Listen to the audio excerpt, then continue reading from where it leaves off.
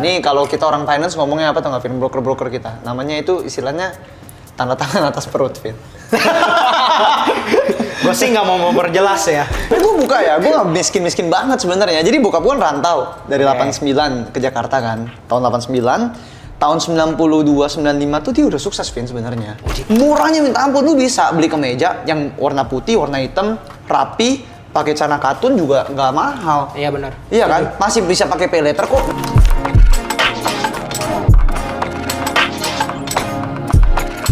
Oke, kali ini episode keempat. Nah, ini bintang tamu gue pasti banyak yang kayak ini siapa kayaknya, tapi gue pernah lihat mukanya. Gue cukup tahu sih lu undang gue di episode keempat, anjir. Orang ketiga gitu, kedua. Ya, bisa kan kalau diundang ke episode pertama datangnya begitu. Ini udah jam berapa? ini gue bilang dari jam 3, ini udah setengah 6. Sibuk, Bos. Jakarta macet. Sibuk. Biasa. Ya, lu kenalin diri dulu lah. Halo semuanya, nama gue Sadra Kelvin Howard. Gue seorang insurance agent, trader juga, content creator juga. Pokoknya ya begitu deh. Lu intinya kaya lah, udah kaya banget. Enggak begitu, Jir. Mobilnya McLaren kan lu di bawah tuh. Lu jangan gitu, ntar gue tahu-tahu di telepon. Tapi kan bener itu di bawah, mobil baru. BMW anjir, bukan McLaren. Bilangnya BMW di sini. Ntar gue kasih muncul di Google. Ting. ada gambarnya gitu. Ada gambar sama muka lu kan. Muka Timo diedit muka gue gitu. Ya ini gue sih nggak jadi siapa-siapa. Enggak lah, gue ngefans sama dia. Iya, gue juga ngefans. Fans kita. Kan gue demen dapat pisang. Pisang. Iya, pisang. Wah, bagi aku pisang, bagi hamba pisang. Pisang apa? Lu mau nyet ya? Oh, ya. Vin, gue nggak mau senggol-senggol situ, Vin. Gue juga nggak mau nyenggol gitu. Hilang gue mah. Ngomong yang lain aja, Vin. Udah tanya gue yang lain. Nah, jadi sebenarnya gue kasih tahu. Biasanya gue kasih tahu ke, kan gue udah sama Kohen, udah sama Bro Denis, udah sama Bro Rian. Semua gue kasih tahu. Nih podcast gue bentuk sengaja. Gue sengaja kalau misalkan lu sering nggak sih ngeliatin kayak influencer atau content creator kripto ataupun ya trading lah ya, yang dibahas pasti kan pertanyaan saham apa yang lu pegang, Iya. kripto apa yang lu pegang, Kodam apa yang lu pegang? oh ya kayak gitulah intinya. Nah gue kalau kayak gitu kan jawabannya kemungkinan biasa sama-sama aja. Jadi gue males kalau kayak begitu. Lu mau nanyain gue apa ini? Gue mau nanya tentang lu ngapain aja sehari-hari. Kan lu trader nih, lu kan ada tradernya, ada content creator, rame nih, agen insurance. Iya. Ada banyak, apalagi sih lu kerjaan lu kebanyakan soalnya. Gue content creating juga, gue edukasi tentang public speaking kan, sama psychology hacks. Jadi kayak lebih ke self development lah. Karena kan berhubungan erat sama gue nge-lead tim lah ya di insurance, sama kenapa gue suka banget sama psychology hacks, karena sebenarnya ada berhubungan sama trading. Oke. Nah ini gue cerita ya tentang perjalanan gue nyemplung ke dunia trading nih. Yang langsung cuan 10M kan? Enggak lah, nggak begitu cu. Jadi sebenarnya gue ini tuh korban dulu ya. Kok tiba-tiba korban jadinya? Korban kerusuhan 98 gue. Oh, gue belum lahir itu. Gue baru lahir, Vin. Ya, jadi tapi nggak ada hubungannya sih, Vin, kejauhannya. Gue cuma ngasih tau aja gue korban 98 gitu. Gue lahir 17 Mei 98 pas kerusuhan kan. Jadi semenjak saat itu kenapa ada hubungannya? Singkat cerita dari situ ke depannya tuh hidup di Indonesia udah susah lah. Berarti ya kan? lu mau bilang lu dari bawah nih ya? Ya, gue bukan golden spoon. Golden spoon apa ya bahasa keren Sendok dari? emas. Ya bener, nggak salah. Cuma maksudnya golden spoon istilah Gen Z zaman sekarang yang kayak lu lahir langsung kaya. Iya.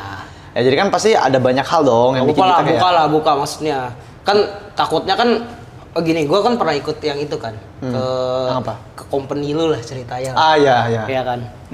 Gue kalau ngelihat orang-orang kayak cerita kan semua dari bawah semua. Seru banget gitu kan. Miskin, kan. Digoreng gitu kan. Gue juga mikir, oh ini si Sadrak juga sama nih. Pasti bohongan. Enggak, tapi gue buka ya. Gue nggak miskin banget sebenarnya. Jadi bokap gue rantau dari 89 ke Jakarta kan. Tahun 89. Tahun 92, 95 tuh dia udah sukses, Vin, sebenarnya. Dia nimbun LM dulu, dia udah setiap bulan bisa beli LM. LM itu dulu kan mahal banget kan kelihatannya kan. Terus dia 98 abis gue lahir, mama gue yang lahirin gue, bukan bapak gue ya. Aneh kan, jadi bapak gue yang ngelahirin. Tapi kan bapak lu yang buat. Ya benar. Bapak gue bekerja sama dengan mama gue, jadilah gue gitu kan. Abis gue lahir ya bapak gue bangkrut gitu. Berarti lu yang pembawanya. Bukan gue bawa sial, bukan. Maksudnya bukan gara-gara gue lahir keluarga gue bangkrut, enggak. Jadi ada satu dan lain hal lah, pasti masalah bisnis. Dan waktu itu krisis kan, semua orang pasti ya memang bangkrut. Jadi Ya di situ gue ngeliat, oh bokap gue pernah sukses nih, pernah kaya. Cuman pas gue lahir gue emang ketimpa sialnya aja, dapetnya yang kerenya gitu kan. Oke, kurang beruntung. Kurang beruntung, bokap gue ada utang bank, jadi udah wajar. Itu insting gue untuk gimana caranya gue cari uang. Itu udah pasti kan. Nah, gue cari uang, itu lo nyampe trading. Sampai terakhir gue udah punya lumayan lah, ada uang dari MC Sweet Seventeen gue. Udah punya uang nih. Ada Modal. modal. Gue umur 2016 tuh 8 tahun lalu ya. Berapa tuh? 18 tahun. Dari 17-18 tahun tuh gue udah nge-MC Sweet Seventeen. Gue udah sempet jalanin MLM pas SMP dan Gue sebagainya. udah sempet denger tuh yang lu sampai break dance juga kan. Ya, gue profesional dancer juga, gue dance juga, gue koreografer, pokoknya pekerjaan seni lah, gue ambil lah. Yang Kenapa lu ambil banyak pekerjaan? karena waktu itu kan gue freelancing. Gue waktu itu umur 17-18, ijazah SMA, gue mau kuliah, gue mau ngelamar kemana? Nggak ada yang mau terima dong, company dong. Gue sengaja sebenarnya tanya kayak tadi. Ah, Ntar buat yang selanjutnya Mancing. lanjut dulu aja nanti. gue nggak, pertama company nggak ada yang mau terima gue. Yang kedua, gue ini penyandang ADHD. Tahu nggak lu? Nggak tahu gue taunya penyandang disabilitas. Tahu gue itu. Ya, gue nggak disabilitas, cuman ADHD. ADHD itu kayak semacam narkotik, bukan narkotik. Muncul kantong. Waduh. Nggak bercanda. ADHD itu attention deficit hyperactivity disorder. Bahasa gampangnya gue nggak bisa diem. Orang hyperaktif. Sama gue nggak bisa fokus ke satu hal terlalu lama. Oke. Jadi gue gampang bosenan antara gue nggak bisa fokus atau gue fokus sekali gue fokus nggak bisa diganggu sama sekali. Antara dua itu doang, gue nggak bisa tengah-tengah, nggak bisa seimbangin. Oke. Jadi gue kalau kerja kantoran udah nggak mungkin bisa. Itu kalau nggak gue cekcok sama bos pecat gue udah gitu doang. nggak bakal bertahan. Itu Jadi kerjaan doang tuh? Apa gimana? Apa semuanya? semua. Berarti percintaan semua juga sama tuh? Awalnya begitu, cuman ternyata bisa dilatih. Tapi bener ya, gue dulu gampang ya bukan ya gampang bosen lah, gampang bosen, ya kan? Iya. Diperjelas lagi. Gue mau biar nggak bingung aja mereka nonton. Ya, gampang gonta-ganti lah bosenan. Oke, Cuman kan lanjut. akhirnya disiplin. Nah, sampai akhirnya gue jatuh ke uang udah ada nih. Uang udah ada. Umur 17, 18, 21. Di umur 21 dari 18 ke 21 tuh gue pegang 20 juta sebulan. 20 juta, oke. Rata-rata. Ya memang naik turun kan freelance kan. Cuman rata-rata 10-20 juta sebulan adalah. Itu berapa tahun yang lalu itu lumayan gede. Gede, gue masih kuliah, terus gue pikir kayak gimana caranya gue bisa melipat gandakan uang lagi. Mulai Asik. timbul grit nih, ya kan? Gue demen yang kayak begini-begini nih. Mulai grit. Nah, disitulah gue ketemu pertama kali gue yang namanya trading. Di satu instrumen namanya bakarat. itu judi. Itu trading, menurut gue spekulasi, bener nggak? Iya, nggak salah. Gue top up 2 juta jadi 10, 2 juta jadi 40. Jago lu. Karena awal-awal gue main iseng-iseng, gue pikir kan ya, tapi ini jangan ditiru teman-teman ya. Ini masa kelam lah, yang sudah gue tinggalkan cukup lama gitu ya. Untuk Dulu gue join situs di bawah sini. jangan pakai WM ya, maksudnya. Pakai WM. Ntar ada yang gini. Hoki 888 gitu kan, WM Loto. Waduh, gue main tuh, gue peceng awalnya lucu-lucuan biar habis kan. Tapi ternyata setelah gue telusuri, gue lihat ini game of statistik, bukan. Gue pikiran ini angka kan. Oke, benar. Ini game of statistik, ada probabilitasnya. Gue pelajarin, gue cari rumusnya. Bener-bener kayak gue belajar trading, tau gak lu? Karena lu kalau belajar trading apa? Demo account kan? Di Iya, sini kan nggak ada demo account. Jadi gue taruh 500 ribu, 1 Tapi juta. sekarang udah ada loh. Udah ada emang. Kok gue kayak tahu Kok banget. lu tahu sih? Lu aja. Enggak. Pak, tangkep Pak. Ini kita cuma obrolan doang aja. Kan Iya. banyak kan kayak Lihat kalau kayak iklannya. iklannya tuh banyak Iya. loh. Demo menangkan duit dengan demo akun. Wah, gitu kan ada kan? Tentukan pilihanmu hanya dalam waktu 30 detik atas atau ke bawah. Kan banyak kan yang begitu. Itu kayak iklan binomo. Di YouTube-nya sekarang banyak yang begitu. Makanya makin Live banyak lah lagi. sekarang, dan ya nggak sehatnya karena dia online, Vin. Dia online Iya, jadi benar. orang bisa akses 24 jam, itu kan bikin ketagihan dan lain sebagainya. Nah, intinya begitu gue lihat, gue melihat bahwa ini ada game of statistik dan gue bakat di sana, gue pikir kan. Asik. Jadi gue pernah sampai 20 juta sampai jadi 40 juta, pernah juga sampai habis, tapi kalau dihitung statistik gue seumur hidup gue win. Win. Cuman gue pernah boncos gede juga. Di situ gue menarik nih. Gue pelajarin kenapa ada saat-saatnya gue win, ada saat-saatnya gue boncos. Ternyata gue pelajarin kalau gue lagi main sama temen gue, udah pasti gue boncos. Oh, maksud lu kalau trading sama kita udah pasti boncos. Enggak, bukan gitu. Kalau temen gue nggak ngerti. Bro Dennis, Bro Rian, tolong didengar. Kalau trading kan cuan, ini kan bukan trading, ini kan Oke. trading. Ya, ini maksudnya temennya juga beda, bukan kalian. Oke. Dulu kan ya temenan gue masih Iya, beda. iya. Jadi kalau gue main sama temen udah pasti boncos. Oke. Itu tuh karena udah gede nih, wih tambahin double, jadi noise tau gak lu, ya Ya, kan? sama gue juga ini nih diganggu kalau lagi trading sama di belakang kamera nih diganggu gue. Itu tuh udah Stop loss nih, tambah stop lagi, double, martingale, Iya, double kayak or gitu nothing itulah. Jadi boncos dari situ gue lihat, oh ternyata ini bukan cuma game of statistik tapi game of psychology. Oke. Di situ ya gue expand gue punya skill, gue juga belajar personal development kan. Oke. Public speaking, memang public speaking dari SMA, dari SMP malah gue ikut lomba gitu kan. Itu kan soft skill yang udah gue kuasain dari lama. Terus psychology sama leadership itu gue belajar karena dulu gue join MLM, gue dipaksa baca buku leadership. Oh, Sama self development apa tuh? Jangan yang itu. peninggi badan. Nah, itu dulu gue jualin tuh peninggi badan tuh. Walaupun sebenarnya Ini gue tahu nih. bohong. Yang depannya T kan, belakangnya Z. iya. Itulah. Yang warnanya hijau dengan coklat. Ada coklat-coklat dikit ya. Mereka udah di branding lu, udah ganti logo lu kayak. ya itu dulu lah. Itu dulu lah. Gue pernah, ya cuma Gue kayak lumayan. merasa tua sih. Tapi kita emang udah agak tua sih, Bin. Gue Masih muda. Gue lulus SMA aja 8 tahun lalu. Gue lulus SMA kayaknya 4 tahun lalu. Nah, ya kan? Udah lama loh. Bedanya kita double. Tapi Oh, gue ya? kayak tahu ya. Oh iya bener juga ya, bedanya double ya. Yang itu kan sampai kalung terus ditekan. Iya yang tekan belakangnya. Nah itu dulu gue jualin tuh. Cuman lumayan. Nah di situ gue ketemu Bro Dennis tuh. Oh itu Pertama kali gue ketemu Bro Dennis dari sana. Bro Dennis adalah orang pertama yang gue tipu. Jadi downline gue. Kalian lihat Dennis Asalal kayaknya pinter banget. Dulu gue tipu tuh. Ini penipu ya, Bro. Enggak lah, bukan gue tipu. Cuman lumayan lah. Dari situ gue sama Bro Dennis make money lumayan ada. Waktu Oke. itu kita di SMP adalah 2 siswa yang tergolong lumayan kaya lah. Oh ini. Karena nggak ada yang punya income segede kita kan waktu itu kan. Walaupun kerjanya sedikit-sedikit bohong gitu. Menipu. Nah dari situ kan gue lihat, oh ternyata ada trading pas 2018, 2019 tuh kripto mulai lumayan ini. Oh lu justru udah dari 2018 2019. Sebenarnya dari 2011 gue pernah dapat Bitcoin, gue tuker ke Game School. Wah. Cuman dikit, Bitcoinnya waktu itu Kalau 2 ya. kalau kata Bro Dennis, kalau kata Bro Dennis itu scam katanya. Scam. Cuman nggak tahu ya, gue nggak tahu itu airdropnya beneran atau enggak. Tapi waktu itu gue emang tuker ke Game School, waktu itu lagi zaman IO Dance tau gak lu? Tahu gua, lu beli skin. Beli skin Buat ya. yang sayap. Bener, cuman gue nggak tahu kalau dipertahanin sampai sekarang tuh Bitcoinnya masih bisa dijual ke cek atau enggak tuh? Kayaknya sih nggak bisa. Menurut gua sih nggak bisa ya. Iya, Karena kan? kalau ada yang bisa kan pasti udah booming lah beritanya di mana-mana. Iya, ini anak ini lupa Iya. bahwa dia punya Bitcoin terus jual sekarang jadi miliarder gitu kan. Benar. Nah, Next, lanjut. jadi 2010 gue udah tahu sebenarnya, cuma gue exchange. Nah, 2018 2019 tuh itu sempat booming tuh kripto. Itu pertama kali waktu itu lagi zaman-zamannya, waktu itu gue lagi ikutin si Joska ya, nggak salah ya. Siapa itu? Gua Ada sih nggak satu tahu ya. ada satu brand keuangan Joska, foundernya siapa ya namanya, lupa deh pokoknya, nanti lu cari Joska ada. Oh, yang kabur itu. Wah ngomong deh. Wah, ini waktu itu mereka pernah berkontribusi mendidik gua lah. Gue ikutin sempat memang ada edukasinya. Di situ gue pelajarin tuh sedikit-sedikit tentang blockchain. Wih. Cuma belum ngerti, Vin. Nah, ngertinya pas 2019 akhir menuju 2020, Bro Dennis tuh buka sekolah saham Indonesia. Oh iya. Kemarin udah dibahas itu sama Bro Rian.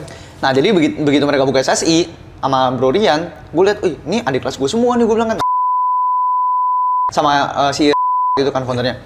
Gue ikut. Bro Rian kemarin tutup-tutupin, 2 orang lagi siapa dibuka namanya di sini. Oh, sorry kalau itu di sensornya Kram, tolong Kram.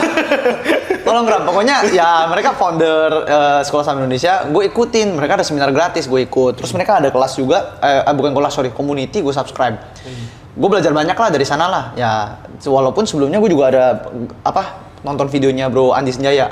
Oh, oke. Yang SKS tuh, Iya. itu kan gratis tuh berapa modul. Wah, gue belajarin. Gue sih ngomong, kalau gue selalu ngomong dari episode 2 kayaknya dari Bro Dennis. Apa? Sama Bro Rian.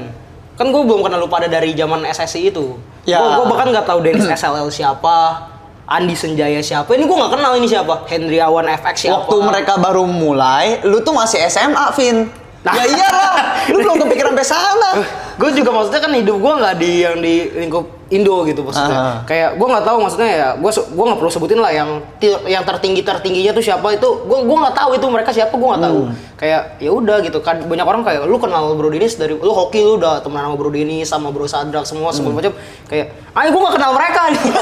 gue nggak kenal mereka gitu. Kayak gue aja bilang gitu. Gue nggak tahu, temen gue yang tahu lu. Gue juga tahu lu pertama kali dari Bro Dennis. Iya, dari Bro Dennis. Itu kan lu cerita forex ya? Iya, Dari cerita simpelnya forex. gue kasih tahu di sini waktu gue pertama kali ketemu Bro Dennis, itu gue dibawa naik ke lantai 3. Pakai jaket. Gue pakai Muka jaket, kusu. muka kusu kan. Waduh. Gue pikir karena cuma mau ngobrol nyantai kan. Iya. Set waktu gue buka pintu, set ada satu mafia duduk kaki ngangkat barang. lagi main dua orang lagi ngangkat kaki, dua-duanya lagi main catur. Nah, skako. Begitu itu. Gue panik gitu. Waduh, ini gue kayaknya mau dijual. Siapa itu gue waktu itu? Sama siapa? Sama Rian ya? Sama Ko Kevin. Oh, Ko Kevin. Gue belum ketemu Rian, itu di situ gue ketemu lu, Ko Kevin, sama Bro Denis. Oh iya benar. Dia belum datang. Iya, gue diem di pojokan kan mainin anjing. Gue mainin dia. Waktu itu ada siapa ya? Gumi ya? Gumi ada atau Snowy? Gumi Casey. Oh iya, Gumi Casey ya. Hewan peliharaan Bro Denis kan. Gue udah bingung ini kayaknya gue tinggal tunggu waktu nih, ginjal gue hilang. Ini gue udah di lantai 3, gelap semua kan, udah malam. Ya lagi gelap anjir gitu. Diajak makan dulu kan, dipenuhin. Gue kan kalau cerita pesan makanan dibawa naik ke atas kan udah kayak. Pesan makanan dibawa naik ke atas, nggak ada yang kasih turun. Makanannya pokoknya sampai kayak kenyang banget lah intinya kan. Terus ngepot. Terus habis itu, nonton gue ngeliat jam. Udah jam segini nih. Gak ngomongin apa-apa tuh. Gak ngomongin apa-apa tuh. Cuma basa-basi kayak orang geblek tuh, cuma nganggur ya kan. Gue udah panik tuh di situ. Terus yaudah ngobrol sekali ketemu, 2 kali ketemu. Terus yaudah trading bareng segala macam. Barulah itu. Baru lanjut, baru nyambung gitu. Oh ternyata mereka orang baik-baik. Awalnya enggak lah orang. Ya baik-baik lah. Siapa lu orang lagi datang baru buka pintu first impressionnya lu naik kaki. Skako. Ini tuh begitu nadanya. Skako. Sabar Sat. Bisa nih masing kesini. Udah kayak dua bandar lagi transaksi gitu. Gue kayak paham banget deh. Cuma gue bisa dicek.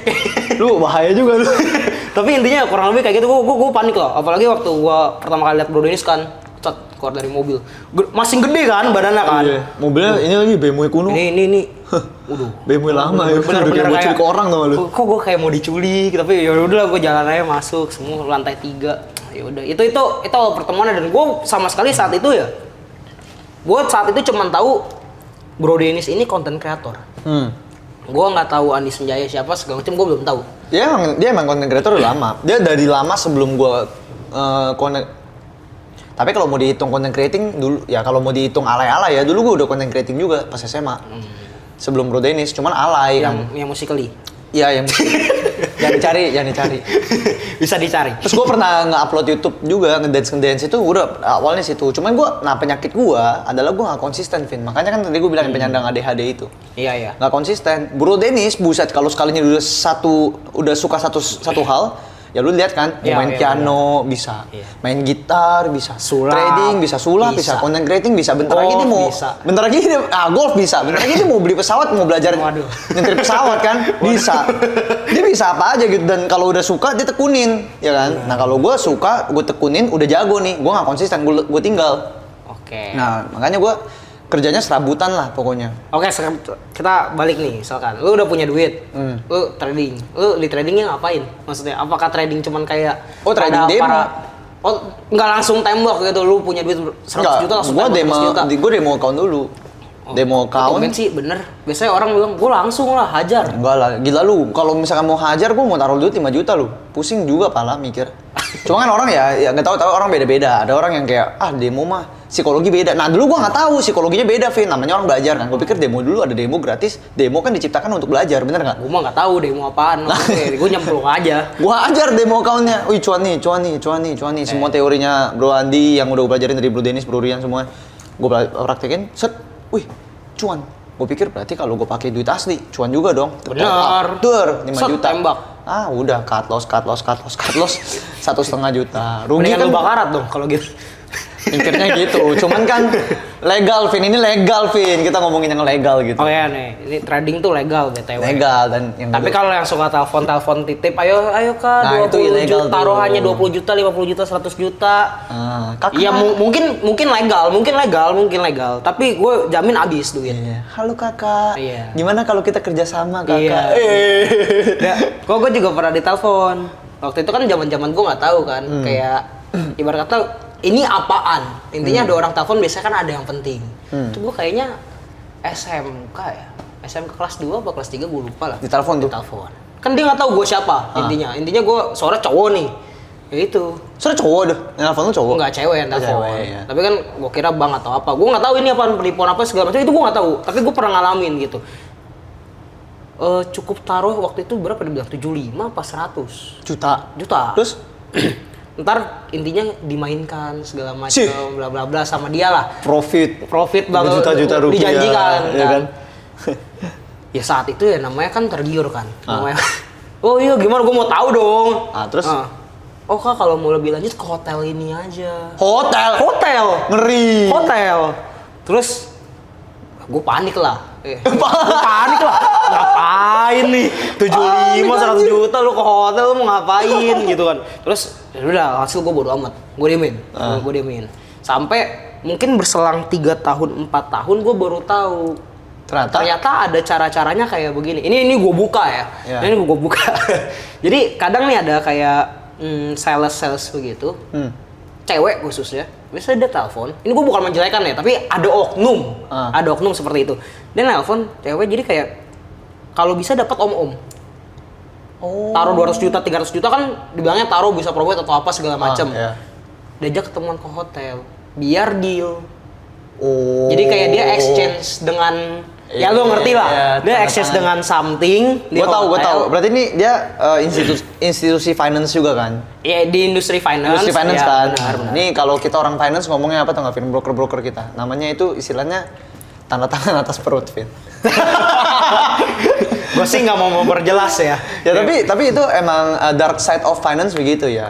Sebenarnya itu illegal practice, nggak boleh. Benar. Cuman ya kita tidak mengencourage orang-orang untuk melakukan itu. Jadi tolong ya teman-teman ya, kita ciptakan industri yang sehat gitu ya. Jadi ya kalau kalian tiba-tiba ngelihat yang suka nongol gitu ya, kalau mau coba dibuktikan kebenarannya boleh. Ya janganlah kalau bisa. Tapi ya kalau bisa ya jangan, karena ya gue bilang kan at the end gini loh. Kalau misalkan yang kaya gue nggak tahu ya, kalau yang kaya sampai 300 juta, 500 juta, 700 juta bodo amat taruh gitu kan. Mereka kan dapat dari setiap open posisi ya. Jadi kayak ada komisi something. Rebate kita sebutnya. Ya rebate betul. Cashback gitu. Iya. Atau kalian sebut simpelnya cashback. Kalau kalian punya nih saldo 500 juta, terus dimainin mungkin ada yang benar, tradingnya mungkin ada benar, tapi kebanyakan ya pasti menurut gue salah. Ya. Karena mereka juga nggak peduli lucuan atau enggak, karena kan gue udah Karena yang dipeduliin adalah itu. Yang penting gue banyak position gitu kan. Yang penting banyak posisi, kalau duit lu gede berarti gue bisa open lebih gede, sehingga komisi gue lebih gede. Ya benar. Ya kan? Ya. Nah, kalau misalkan lu ngomongin kayak gitu, berarti kan lu ngarepin profit. Ya dong. At the end lu ngarepin profit sebenarnya. Oh iya benar. Kalau mereka enggak, mereka kan yang penting buka posisi. Jadi menurut gua kalau lu ngarepin profit ya mendingan duitnya lu pakai buat belajar. Lu belajar sendiri terus lu trading sendiri. Walaupun sebenarnya mereka kalau waras, mereka sebisa mungkin bikin si nasabahnya profit biar mereka nambah lagi. Benar. Cuman kan kita nggak ada yang tahu. Namanya uang kita dimainin sama orang lain. Itu orang lain berarti mainin uang orang lain, bener nggak? Psikologi udah beda. Tapi kan kadang kan kalau yang si oknum ini kan ya gampang. Kalau misalkan yang kayak kita ngomong cewek nih udah punya badan seksi bagus segala macam misalkan. Ini gua ngomong sebenarnya bukannya karena gua tahu gimana, karena gua abis cari tahu segala macam kan. Dan menurut gua oh iya ya, di Indonesia orang-orangnya gampang digoblokin begini loh. Jadi ya, ini ada edukasinya dikit nih. Harusnya nggak ada edukasi begini sebenarnya. Harusnya edukasi itu dari lu maksudnya. Sebenarnya tapi ini benar. Maksudnya harusnya mereka tuh nonton video ini tuh dapat pelajaran dari kehidupan lu. Waduh. Tapi ini gue tiba-tiba bisa selipin begini karena menurut gue ini penting lumayan sih, penting. Harus dimana gini loh. Mereka kan ibarat kata si yang wanita ini punya sebuah keunggulan mereka dibandingkan ya ibarat kata sales laki sama sales. Lu kan sales juga nih. Sales laki sama sales perempuan nih ada ininya kan, ya kan. Nah, di mana terkadang yang udah gue dapat klien 300 juta, 500 juta, komisinya gede ya. Gue bisa beli tas yang mewah-mewah segala macam, gue bisa tinggal di penthouse dan lain-lain. Udah enak dong. Enak lah. Cuman tinggal tanda tangan seperti yang lo bilang kan. Nah, itu step 1. Kalau mereka udah dapetin kayak begitu, mereka tinggal ngomong, Pak, ini harus ditambah lagi balance-nya. Oh iya siap. Oh iya. Tapi ketemuan lagi ya. Nah, itu. Jadi ya tolonglah kalau misalkan ada yang kayak gitu dilaporkan saja ya. Ini penyakit sosial. Ini penyakit lah. Ini menurut gua nggak bagus karena menurut gua karena hal ini juga banyak orang yang jadi mikir aneh-aneh. Bener. Jadi mikirnya oh ini trading scam. Jadi ya ini salah satu alasan trading dianggapnya penipuan, scam ataupun judi ya ini salah satunya. Sebenarnya bukan cuma trading, di asuransi juga kita dianggap scam sebenarnya. Oke, asuransi scam. Iya, scam. Sering banget kan kayak gitu kan. Ya, oh nih perusahaan asuransi nih bohong nih, tidak menepati janji. Padahal agennya kan? Iya, agennya bisa jadi faktor agennya, bisa jadi faktor nasabah. Jadi kalau kita udah ngomong satu hal udah namanya gagal klaim itu udah pasti ya ada yang salah dalam prosedurnya, yang pasti yang salah bukan perusahaan. Tapi banyak nggak sih kalau misalkan kita nggak ngomongin company lu doang lah intinya. Ya kita ngomongin seluruh industri asuransi secara keseluruhan. Finance asuransi ya. Asuransi lah lebih tepatnya. Nah, Banyak nggak agen yang sebenarnya kayak gitu? Jadi kayak mereka yang penting dapat nih gua nasabah. pasti ada. Pasti ada. Kita ngomongin oknum ya. Semua bidang pun pasti ada oknum yang seperti itu kan. Dia asuransi juga pasti banyak. Yang kayak tiba-tiba gue nggak peduli ke depannya lu nggak bakal bisa klaim. Iya. Yang penting lu Yang masuk penting dulu. lu masuk dulu, gua dapat komisinya Dapat komisi kan. dulu ya ada. Cuman gini, ada perbedaan antara agent yang mikirnya jangka pendek sama jangka panjang. Asik. Gitu aja kan. Iya. Kalau menurut gua dibilang asuransi scam, enggak juga. Sekarang gini logikanya, Vin. Kita lurusin dulu ya perusahaan asuransi scam katanya. Asuransi scam. Misalnya nih ada satu company namanya ABC sama DEF misalnya masuk ke Indonesia nih, ya kan, swasta. Yang nih. ABC beneran ada company. Oh, bukan maksudnya bukan ABC kecap bukan ya. Ada ABC. company katakan namanya ABC sama XYZ masuk Indonesia nih, ya kan. Mereka buka usaha di sini, punya izin di sini, ya kan. Pasti diawasi secara legal dong sama OJK Benar. sama segala macam. Kalau mereka fraud, udah pasti dikasusin. Oke. Gampangnya gitu aja, bener nggak? Tapi bisa aja kan gue berpikir sebagai pola netizen. Nah, Ya, gue mau bahas nih. Wah, tapi kan sebuah institusi lembaga pemerintah segitu bisa disogok, Bang. Betul. Pakai duit. Yang penting dia nggak kena kasus, bisa ngeraup lebih banyak. Betul. Dapat persentase dia udah kelar. bener. Nah, pertanyaannya, kalau lu tahu ada resiko begitu, kenapa lu nggak baca polis lu? Nah, kenapa tuh? Ya itu pertanyaan kepada nasabah, kenapa lu nggak baca polis Kalau lu? misalkan lu sebagai nasabah, kenapa menurut lu? Dia nggak Karena baca polisnya polis? terlalu tebel, Vin. Iya, kalau Ya. sekarang kalau nggak salah udah pakai suara kan udah dengerin sampai Betul, iya ada suara malah. Sekarang dibacain kan, dibacain. Terus polis itu tebel. Iya, oke. Orang malas baca. Itulah tugasnya agen. Oke. Merangkum apa isi polisnya kepada nasabah. Oke. Jadi sebenarnya perusahaan asuransi itu tidak mungkin scam karena ada tanda tangan lu di atas polis itu. Benar. Ya kan? Lu menyetujui kalaupun memang ternyata dia scam, ya lu membiarkan dia nge-scam lu, tapi faktanya perusahaan asuransi kan tidak menipu. Yang ada lu misinformasi. Benar. Lu terima Udah informasi ada yang putih di salah. atas hitamnya kan? Betul. Kali ini putih di atas hitam yang beneran nih, kertas. Betul. Bener kan? Kita Kertas. maksudnya beneran kertas nih. Kertas nih, Nah, kertas. Jadi pada saat lu beli asuransi, agent itu bertindak sebagai perantara dan juga dia yang berkewajiban sebenarnya menjelaskan kepada nasabah. Nah, makanya ada namanya free look period. Nah, itu semua asuransi ada tuh. Apa tuh free look period? Jadi semenjak itu polis jadi, nasabah tuh dikasih waktu 14 hari untuk membaca polisnya. Kalau dalam 14 hari dia ada berubah pikiran atau ada isi polis yang tidak sesuai, maka dia berhak untuk melakukan refund. Oh, Jadi dia bisa meng-cancel pengajuannya refund 100%. enak juga ya. Iya, jadi lu dikasih waktu sebenarnya 14 hari. Kan begitu lu mau tanda tangan itu yang lu baca adalah proposal dan ilustrasi, belum jadi perjanjian. Karena tebel nih, karena tebel makanya biar lu ini dulu lah. Nah, begitu udah jadi polisnya kan tebel tuh, lu dikasih baca dulu 14 hari. Baca dulu dah tuh. Tapi kan biasa kan abis udah dapet kan udah buang aja kan. Yes, dibuang taruh mana. Sekarang udah e-polis makanya kan. Ada di email tuh. Punya gua kayak ada di lemari. Nggak, lu nggak tahu. Lu punya ada di email lu. Ya kan gue yang pegang. Gua udah. Misalnya keluar. Gua ada tuh ya. Jadi intinya seperti itu. Nah, kalau misalkan orang ada gagal klaim, udah pasti gara-gara satu, lu misinformasi. Lu tidak mengambil bisa jadi lu nggak ambil benefitnya. Ya kan? Lu nggak ambil benefitnya atau lu punya keadaan atau kondisi yang memang ada sebelum lu masuk. Jadi gua mau Itu nggak masukkan di-cover. kesehatan gua kan. Ya, nggak jujur. Lu nya nggak jujur atau agent lu yang ngebohongin perusahaan. Oke. Nah. Tapi kan gini. Oh, gua Atau jadi, polis lu nggak aktif. Nah, itu sering terjadi tuh. Oh iya, gua jadi netizen lagi nih, gua jadi netizen lagi. Ah. Tapi bang, gue harusnya nggak penyakit ini kok. Kadang bisa, misalkan gue di agen A cuman bayar misalkan 1 juta. Kok gue bisa di agen B tiba-tiba jadi 2 juta. Ya itu kan Padahal kayaknya sering sama-sama aja yang gue kasih tahu. Maksudnya kayak pasti kan ada kayak agen tiba-tiba dicentang-centangin aja semua. Yang penting, Ya. yang penting lu bayar gede, gue dapet komisi gede. Kan ada yang kayak begitu. ada memang. Jadi dia agent A sama agent B dia punya dari company sama nih. Dari Mereka company punya sama. harga bisa beda.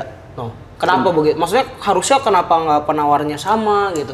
Kenapa bukannya semua agen memberikan yang terbaik untuk nasabah? Kenapa terbaiknya tuh untuk si agen? Nah, itu dia. Sekarang pertanyaannya gini. Gue udah kayak balas dendam. tapi bener, ini netizen sering nanya nih, orang-orang sering nanya. Kenapa begitu ya? Sekarang pertanyaan gue adalah apa definisi yang terbaik untuk nasabah? Ya, Menurut lu apa? ya kalau dia ada penyakit apa bisa di cover. Iya kan? Nah, Iya. ada penyakit apa bisa di cover. Oke, itu bukan terbaik menurut gua. Itu basic needs. Iya dong. Tapi yang terbaik bagi nasabah adalah pertama yang masuk nyaman di kantong, yang kedua adalah sesuai dengan apa yang dia alami sekarang. Contoh, sesuai dengan kondisi dia sekarang. Contoh, seorang bapak nih, ya kan, bapak rumah tangga. Bapak rumah tangga? Bukan, seorang bapak ya kan, yang udah berumah tangga. Bapak rumah tangga juga ada. Tapi bukan, kita ngomongin bapak yang mencari nafkah udah berumah tangga. Nah, bapak pencari nafkah nih, dia udah kalau jadi punya bapak istri. kayak cari nafkahnya di rumah tetep. Oh iya benar, bapak rumah tangga. Bapak rumah Tapi itu tangga, pencari nafkah, bukan bapak rumah tangga, beda. Kalau bapak rumah tangga, Oke, lanjut. Nah, misalnya dia bapak nih, dia pencari nafkah, dia udah punya istri sama anak. Itu kebutuhan dia sama kita, Vin, yang masih belum married itu beda. Oh iya pasti. Pasti dong, beda Pasti. dong. Nah, bagaimana caranya mendefinisikan produk yang terbaik untuk nasabah? Nggak bisa. Lu harus nanya. Paling benar begitu. Pertanyaannya gini, begitu lu ketemu nasabah, banyakan agent yang ngomong atau nanya. Banyakan yang ngomong kan, Pak, Bapak yang paling baik ini, Pak, ini terbaik buat Bapak. Iya, benar. Nah, bagaimana lu tahu itu produk terbaik buat lu, sedangkan lu nggak mengalami apa yang dialami sama nasabah. Benar. Yang tahu yang terbaik buat nasabah, nasabahnya sendiri. Nah, gimana caranya supaya kita bisa memberikan produk terbaik buat nasabah? Kita tanya sama dia, situasi lu sekarang seperti apa? Status lu apa? Misalkan lu ketemu nih nasabah, punya riwayat penyakit A, B, C, D, E, F, G nih. Terus lu tahu nih sebenarnya ini kayaknya kemungkinan gagal. Lu tetap akan, yaudah kita coba atau? Gue ngomong sama dia, ayo kita coba. Tapi gue kasih tahu perusahaannya ya, kalau lu ada penyakit A, B, C, D, E, F. Biar apa sebenarnya gitu? Ya gini, biar perusahaan bisa menilai ini orang masih bisa masuk atau enggak. Oke. Gue mau tanggung resiko ini orang atau enggak. Benar. Kan gue jujur, nih orang udah pernah A, B, C, D, E, F. Tapi dia mau punya asuransi nih. Gue ajuin ke lu ya, coba lu review. Lu mau nggak nanggung resiko dia atau terlalu berat?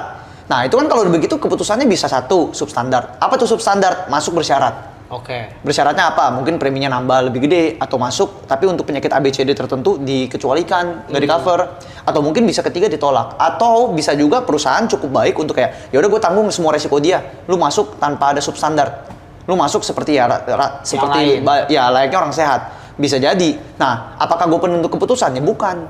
Tugas gue adalah gue kasih pengajuan ke company gue, terus gue bilang sama dia, nih orang kondisi kayak gini, terserah lu keputusannya gimana. Pokoknya dari lu sebagai agent nih udah menjalankan tugas tuh jujur Ya. nih, intinya nih nasabahnya begini loh. Nah ini kan orang pasti bilang nih, alah iyalah lu kan depan layar pasti ngomongnya lu jujur, masa lu ngomong bohong? Gua kasih tahu kenapa gua nggak mau bohong. Ini gua punya alasannya. Asik. Ya kan netizen bilang gitu kan, yo lu mau agent marketing lu biar orang ngambil sama lu, ya kan Tenang lu kan guys, jujur. saya akan memancing dia.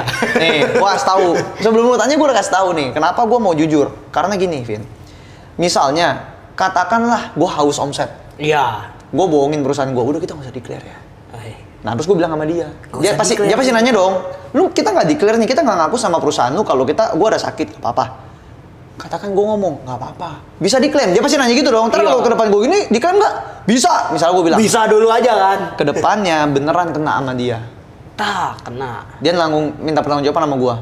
Menurut lu gue ngapain? Gue kabur.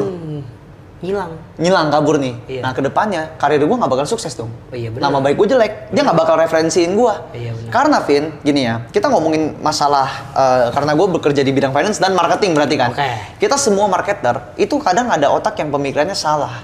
Apa tuh? Satu nasabah kalau udah beli dia udah nggak bakal beli lagi. Itu pemikiran yang salah. Benar. Satu nasabah itu bisa diperes sampai habis, Vin. Waduh. Gimana caranya? Satu repeat order. Asik. Ini kita ngomong kasar ya.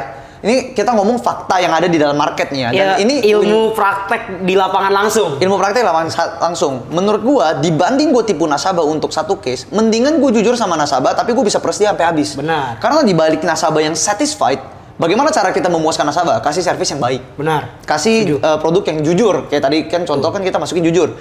Kalau misalkan dia ngeklaim, bisa diklaim. Justru banyakkan agent pada saat nasabah ngeklaim dia kabur. Iya banyak. Padahal menurut gua itu agent gua bisa bilang itu goblok. Karena di saat lu bantuin nasabah lu ngeklaim, disitulah baru mereka nikmatin servis lu, bukan pada saat mereka beli produk. Iyalah, bener. Pasti. Ya kan? Kayak sekarang nih, lu nggak pernah ngeklaim. Lu belum pernah ngeklaim dong? Ya kan? Keluarga gue pernah ada case. Lu. Kalau gue mah. Lu kan nasabah gua nih, lu belum pernah ngeklaim dong? Iya, belum. Ya kan? Lu udah nikmatin servis gua belum? Belum nih. Belum. Tapi udah sih. Semalam kita Waduh. Gue sih semalam kerja. Canda ya. Ya maksudnya kita ngomongin di bidang asuransi, lu belum Udah. Gue nikmatin udah servis pernah gua. nikmatin servisnya Bro Santa. Enggak. Gue ditraktir ini. Itu ya tadi apa snacks ya Ke kan. hotel bintang 5. Wah, Gitu. makan gitu ya. Makan terus langsung Ya. diajak tur lah. Tapi kalau servis klaim belum. Belum. Servis klaim Kalau belum. bisa sih jangan. Nah, jadi ya kalau bisa jangan jangan. Jangan. Cuman kalau pada saat nanti kayak sekarang nih, lu nggak punya alasan untuk merekomendasikan gue ke orang lain. Lu nggak punya alasan untuk bercerita kenapa penting punya asuransi, paham ya? Benar. Nah, tapi pada saat gue udah service claim, lu merasa kayak, gila, untung ada Sadrak. Untung gue ditawarin asuransi sama Sadrak. Kalau enggak, gue bakal keluarin kos gini. Nah, begitu lu ketemu orang, ya kan? Terus dia nggak punya asuransi, kuping lu pasti gatel. Lu nggak punya asuransi, gila lu harus punya. Dan lu akan otomatis bercerita. Waktu itu lu kejadian kayak gini, untung lu ambil asuransi, dibantu sama Sadrak. Begitu orang ngomong asuransi, yang di kepala lu muncul siapa? Ya lu. Nah, lu akan ceritain ke orang-orang dong. Benar. Gue nggak perlu nyari lagi yang namanya nasabah, Vin. Karena nasabah gue akan menjadi evangelis gue. Mereka akan menjadi marketing berjalan gue secara gratis.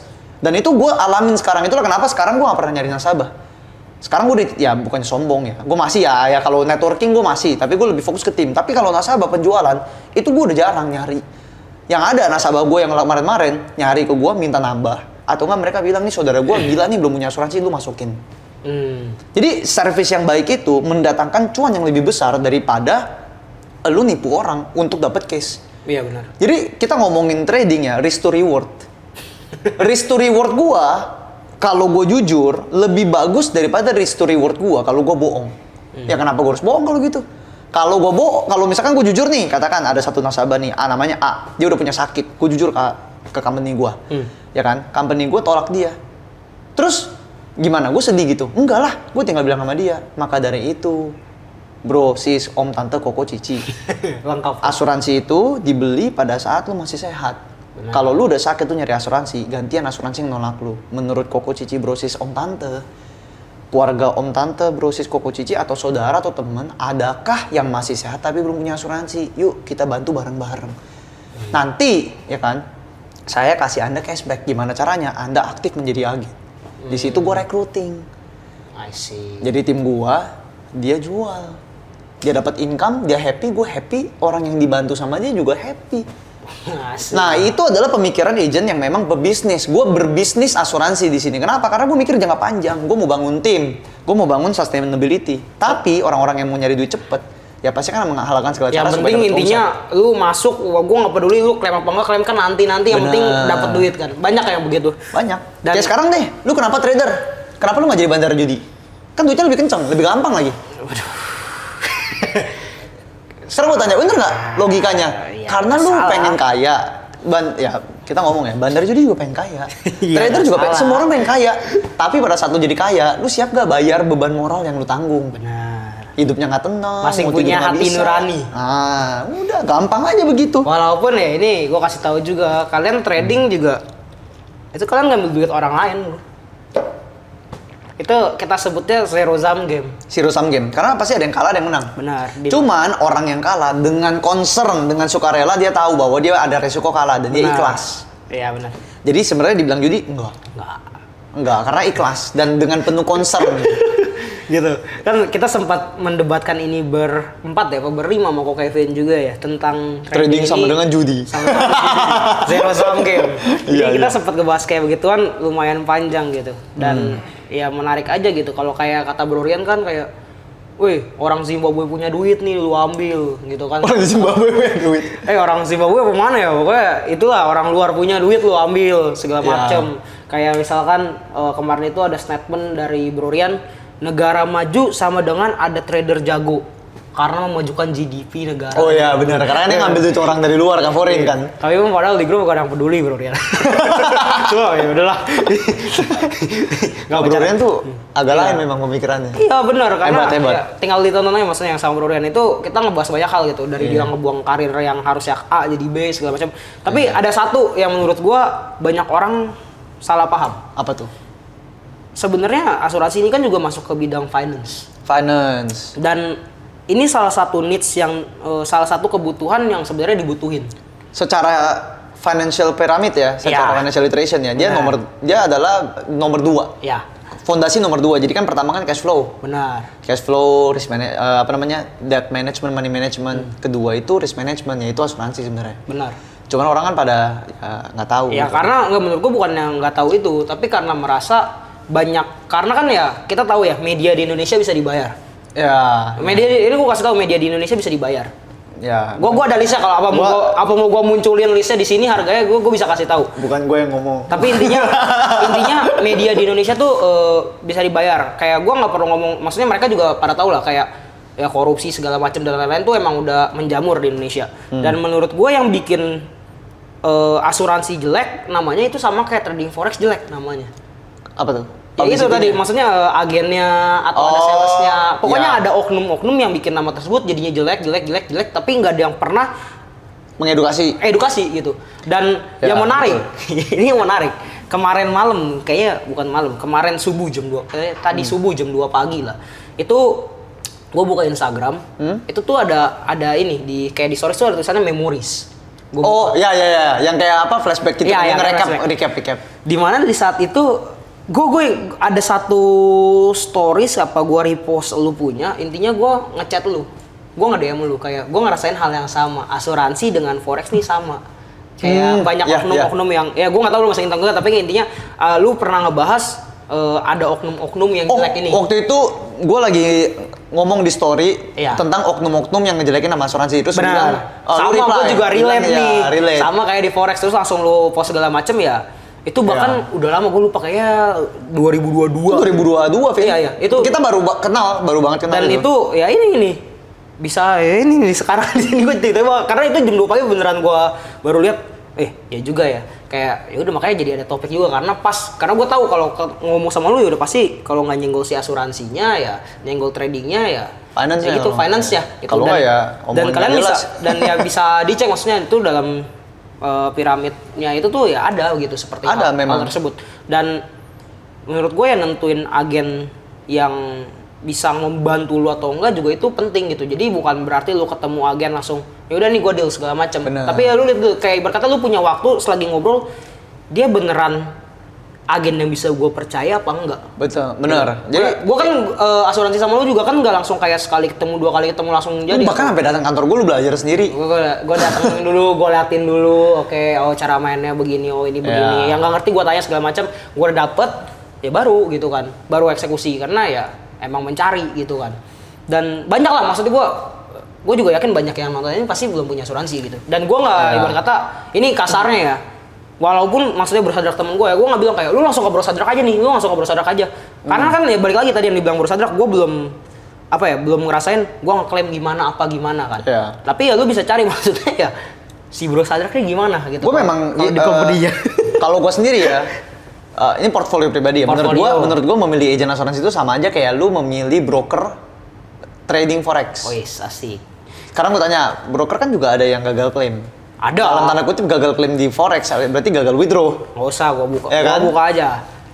Deposit, nggak bisa keluar. Nah itu kan sama aja kayak gagal klaim kan? Udah bukan gagal withdraw lagi, nggak bisa keluar duit kalian. Bener. Nah kalau sebenarnya enggak sih, lebih relevan kalau kita bandingin mau milih produk asuransi dari perusahaan apa, itu sama dengan lu kayak memilih broker untuk trading broker apa. Jadi perusahaan nih. Pasti kan ada benefitnya masing-masing kan. Bener. Ada yang eksekusi cepat, ada yang ini.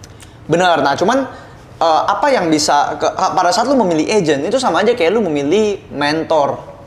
Mirip kayak contoh misalnya nih, mereka kan trading nih, mereka mau milih mentor nih, mereka mau ngikutin siapa content creator, dan kalian juga merekomendasikan kan dalam tanda kutip mengendorse satu brand tertentu karena kalian juga menggunakan, kalian udah analisa dan ternyata broker ini paling worth it, paling oke. Ya kalian bikin kerjasama untuk ya edukasi orang bahwa kalau mau trading bisa di broker ini. Bisa dipakai ini lah. Sama, gue juga. Dan karena gue juga bukan bekerja untuk company gue. Suatu kali gue kerasa kayak company sebelah lebih bagus, gue akan pindah bisa. Karena kan gue pekerja lepas. Ya kan, gue bebas kontrak. Tapi sejauh ini kenapa gue masih stay di company gue sekarang? Karena setelah gue analisa, ya gue juga bukan agent yang buta. Gue kompetitor analisis. Kalau memang ternyata ada yang lebih bagus portfolionya, gue pasti pindah. Nah, tapi untuk memilih mentor, itu kan mereka lihat, oh lu udah pernah cuan berapa? Iya. Lu udah ngajarin berapa orang? Ada berapa orang yang terbantu sama lu? Ya sama kayak gue. Berarti portfolio gue adalah gue berapa banyak orang yang udah gue bantu klaim. Berapa banyak orang yang memang gue bantu prosedurnya. Jujur ya, kalau misalkan dibilang ya pribadi, lu boleh tanya sama teman-teman gue dah.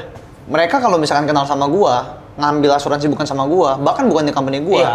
gua bantuin klaim. Iya benar. Kan Karena prosedurnya mirip. ya kan justru ya karena beberapa hal tersebut ya gue lihat maksudnya kayak jam 2 pagi lu telepon lu masih kayak jawab. Waktu kita lagi main Pamendam lu. Tiba-tiba ada Lu masih nongkrong sama gua setengah 4 pagi. Setengah 4 pagi ada yang telepon dijawab lagi udah ngata-ngata. Ya, masih dibantu klaim. Gua ngeliat, oke. Oh sering, nasabah gua sering tuh. Iya. Telepon subuh-subuh, saya masuk UGD.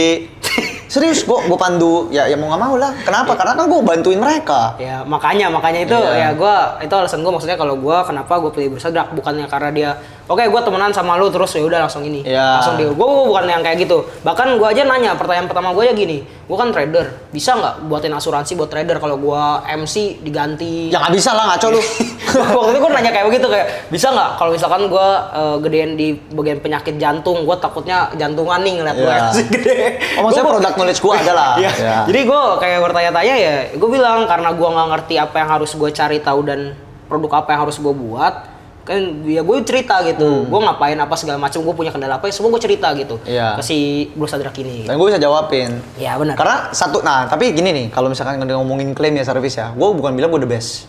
Di company gue dan di company sebelah, gue udah lihat beberapa agent ada yang lebih hebat dari gue. Maksudnya dalam segi case ya, mereka punya nasabah lebih banyak. Yang dimana gue juga, nasabah gue nggak banyak, paling 79 lah. 79 sampai 100. Nah tapi ada nasabah yang orang yang agent yang punya 1000-an. Nah kalau gue banyaknya di tim, karena kan gue mentoring orang buat jadi agent kan. Nah cuman nasabah gue nggak bilang gue agent dengan nasabah paling banyak, kasus klaim paling banyak nggak. Kalau misalkan dibilang apakah gue mengerti, sangat mengerti. Jam terbang ada, 10.000 jam adalah. Tapi gue bukan yang paling banyak. Cuman kalau kita ngomongin tentang unique selling proposition, apa yang gue punya tapi orang lain nggak punya. Lu cari agent di luar sana yang ngerti finance. Nah, Gitu aja. Itu Lu benar. cari agent di luar sana yang ngerti finance sengerti gue. Asik. Itu gue berani pede, gue bilang. Gue paling ngerti kalau itu.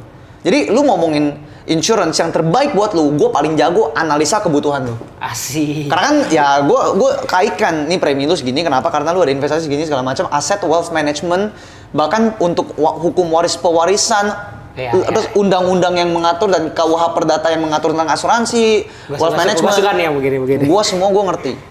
Nah itu added value yang gue bisa kasih. Benar. Gitu loh. Ya, jadi kayak gue pastiin kalau lu misalnya beli sama gue udah pastiin ini produk udah gue bikin yang paling bagus buat lu. Karena lu sendiri yang akan bikin produknya. Gue tinggal nanya-nanya. Ya, Lu butuh apa segala macam. Oh kalau gitu lu butuh ini. Karena lu butuh ini, gue kasih lu ini.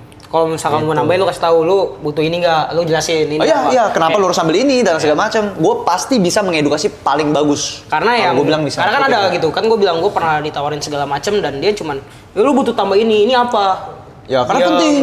Karena penting karena ini Karena lu butuh lah, lu butuh lu begini. mencari nafkah, Iya. tapi nggak dikasih tahu hubungannya apa, relevansinya gitu. Ya kan?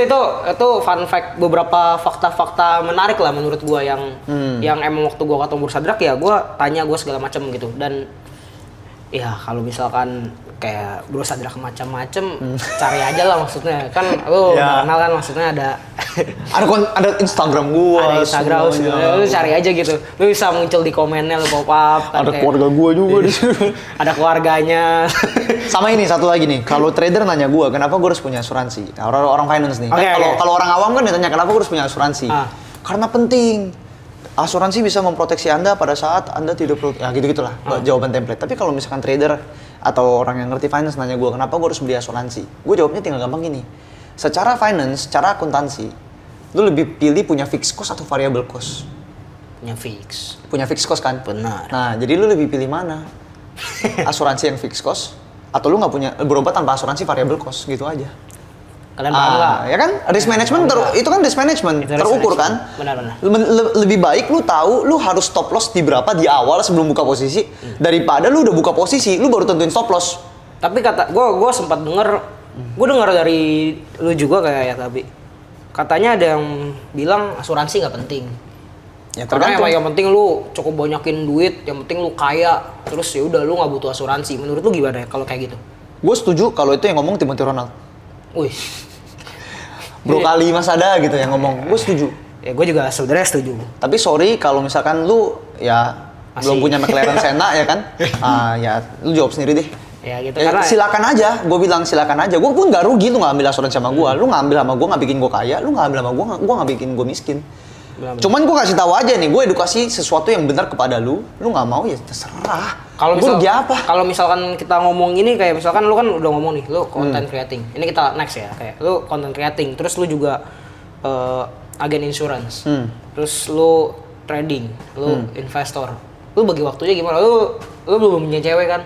Ada dong. Oh, udah ada. Gua kira ini. Wah, mancing-mancing ya. Gua kira kan dia. Gue udah tunangan, jangan macam-macam kan. Waduh. Gue lihat kok yang dipublikan, yang Woi, di publik yang ya? lu sampai ini kan sampai backflip. Bener. Tunangan di publik apa Vin? Asal jangan kawin di publik ya. Waduh, jangan. Ini bencana nih. Nggak, tapi maksud gua ya kalau misalkan si Cohen kan dia bilang gue udah beristri segala macam, tapi kalau ada mau boleh lagi. Enggak. Kameramen gue bisa memvalidasi loh omongannya ada. Kalau gua enggak, gue cukup satu. Kalau nggak rezeki mandet Vin. Iya, benar, gue setuju. Ini gue setuju ya kayak gini. Masalah gini Vin, satu aja udah boros Vin, apalagi dua Vin. Gila. Intinya gitulah, itu yang gue suka dari finance ya, dari marketing. Sabar, tadi gue belum kelar pertanyaan gue. Jadi lu padat nih, maksudnya lu ada agen insurance. Bagi waktu. Bagi waktu lah, ibarat kata lu ada konten segala macem. Kan itu makan waktu lu dari scripting segala macam bla bla bla nih semua. Terus ada buat waktu buat pasangan dan lain-lain. Benar. Nah, jadi gini. Lu baginya gimana? Apalagi untuk tradingnya ya, untuk tradingnya nih, lu bagi gimana? Prinsip gue 8 jam sehari kerja. Minimal. Waduh, gue kayaknya Jadi itu 24 jam kan ya. Gue prinsip gue 8 sampai 10 jam sehari. Karena 8 sampai 10 jam sehari saya 14 jam kan. Nah, jadi 8 sampai 10 jam itu gue kerja. Gue ketemu orang paling gue nggak jelas ketemu orang gue bisa lama. Sekarang gue ketemu orang gue jamin. Gue maksimal ketemu orang 2 jam. Lebih daripada itu menurut gue udah nggak produktif. Gue harus berani punya rasa enak untuk bilang sama dia sorry gue ada janji lagi. Karena dulu gue gak bisa ngomong gitu. Gue jadi inget yang waktu itu malam-malam di depan pik yang keluar dari mobil. Nah itu, karena gue harus Kevin, tolong komen Bro Dennis, Bro Rian. Tapi gue kalau ketemu lu pada, gue spare waktu ketemu lu pada paling lama lo, bisa 6 sampai 8 jam lo. Bener-bener. Kita bisa sampai jam 3 pagi. Prinsip kita banyakin nongkrong, kurangin kerja. Kalau misalkan lu nggak mau nongkrong, jadi lu udah begitu. Lu udah berubah satu. Oh gitu, Sat. Ya jadi gimana? Lu gimana bagi waktunya? Kan banyak nih kan. Jadi gue sekarang, jadi dulu tuh gue nggak pernah bisa bagi waktu. Jadi kan makanya gue buang waktu sia-sia. Sekarang gue kerja tuh prinsip gue mesti minimal 8 sampai 10 jam. Kenapa? Karena kalau nggak produktif. Wih banyak, kata orang banyak amat sampai 10 jam toksik lo. Ya gue bilang, kita masih miskin bos, gue bilang. Kecuali kita udah kaya banget. Ya kita masih kayak begini dan masih muda 8 sampai 10 jam kerja menurut gue masih masuk akal. Gue ketemu orang sehari paling 2 kali. 2 orang. Itu kalau misalkan ketemu nasabah baru atau nasabah lama yang memang mau upgrade, pokoknya gue konsultasiin asuransi mereka. Atau ketemu tim gue yang lagi mau konsultasi sama gue. Iya. Dan meeting juga termasuk tuh, sehari maksimal berarti ketemu orang 4 jam. Meeting gue maksimal 2 jam. Udah 6 jam dong. Nah abis itu gue trading, gue swing. Sekarang gue swing, udah sulit. Tapi kalau gue lagi sehari lagi nggak ketemu orang sama sekali, nah gue trading bisa 4 jam sampai 6 jam scalping. Nah itu baru. Tapi kalau misalkan on daily basis memang gue sibuk, gue swing, gue nggak bisa scalping. Kenapa? Tapi lu pantauin terus. Lu pantau terus gak waktu swing. Kayak misalkan lagi meeting lu, oh ya profit. Dulu ya. Cuman sekarang gue nggak, karena kenapa? Bahaya. Gue lagi meeting nih. Bukannya udah kaya. Ya gue lagi meeting atau lagi ketemu orang nih, ya kan? Lagi good mood. Lagi di mood yang memang bisa meeting, bisa ketemu orang gitu. Begitu gue buka merah, wah itu gue otak ngeblank, ngawur ngidul. Psikologi keganggu, gak bisa. Jadi gue swing, gue udah pasang posisi, prinsip gue buka cuman kalau lagi istirahat. Misalnya udah selesai kerjaan gue gitu. Kalau kerjaan gue belum kelar, gue gak mau buka tuh MT5 tuh. Wah pusing kepala. Ini kayak gini aja nih kalau dibuka nih. Nah, tapi kalau kayak gini nggak apa-apa kita buka Ving. Gak apa-apa, buka aja kita buka. Gue juga kan? Merah kan? Merah kan? Nah, tapi nggak apa-apa. Kan ketemunya Vincent. Gue sih biru. Maaf nih. Gue sih biru. Waduh. Maaf nih. Gue lagi merah nih. Cuman gue yakin malam ini biru ya. Iya, yakin. Tadi sampai mana? Oh ya, ketemu orang maksimal 2 jam, 4 jam. Terus sama meeting 2 jam maksimal. Tapi kan gue nggak setiap hari meeting. Gue meeting di Senin, Rabu, Sabtu. Tapi kayaknya kalau Ko Kevin, Bro Dennis, Bro Rian ngajak ketemu, kayaknya lu selalu bilang meeting. Gue meeting kan bukan meeting grup, meeting sama nasabah, sama orang. Ini sama tim gua. Ini pertanyaan dari grup sebenarnya. Tanyain Ko Kevin, tanyain Bro Sadrak kenapa? Anjir emang iya lu. Ya tapi gue memang pasti meeting orang kalau nggak sama nasabah atau nggak sama rekrutan. Gue nggak, maksudnya meeting yang grup memang beneran meeting di kantor itu nggak setiap hari, itu Senin, Rabu, Sabtu. Nah tapi kalau di luar itu gue pasti ketemu orang.